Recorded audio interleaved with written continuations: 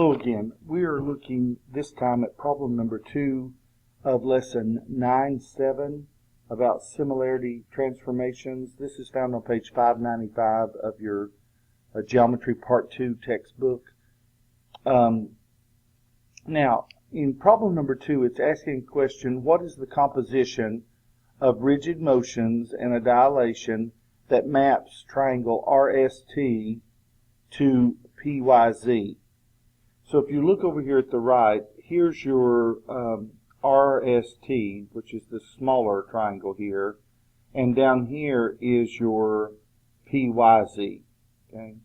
So it appears that triangle RST, which is the original, looks like it's been rotated, and then, like if I rotated that, it would be down here 180 degrees, and then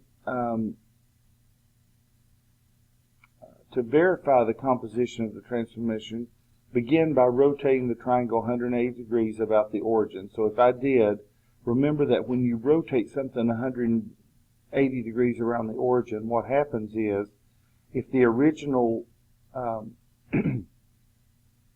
coordinates were x and y, then they become negative x and negative y. When you rotate something 180 degrees, the x becomes negative and so does the y. So that means that if I look at my originals, which were 1, 1, and 1, 3, and 3, 1, they become negative 1, negative 1, negative 1, negative 3, and negative 3, negative 1, because both become negative when you do that. So now we're down here in this section. Then it appears that PYZ seems to be twice as large as RST. And scale the vertices intermittently, and that'll give you the R prime, S prime, T prime. That means if you were to take the RST and you were to enlarge it, the R prime, S prime, T prime would really be PZY, or PYZ, excuse me, here, when you enlarged it by a factor of 2. And remember that when you do, if these were your original pictures and you're dilating, or original coordinates, I should say, and you're dilating that by a factor of 2, then that just means you're multiplying each one of these terms by 2. That's how they're getting these answers right here, because that's what the rule says to do when you're dilating something. And so for this picture to get mapped onto this one, first it's been rotated 180 degrees, and then it looks like it's been dilated twice as big as it normally was, because the original shape was only 2, say, wide right here, or 2 wide right here, and in the bigger shape it is 4 and 4. So that's double what the original length was. Okay. Now if we look at the got it, it's asking the same thing. What is the composition of rigid motions and dilations that would map trapezoid ABCD, which is this one, onto trapezoid MNHP? Now, if you look carefully, this is not as steep. It's a little bit more steep than this one. So, first of all, it looks like, to get from here to here, it looks like a reflection. So if we were to reflect this by flipping it over to this side, that would be the first rigid motion, is reflecting it over the y-axis. So use that and then flip that over. All the points you would flip over, and like negative 6, 2 would become positive 6, 2, and then negative 2, 2 would become positive 2, 2.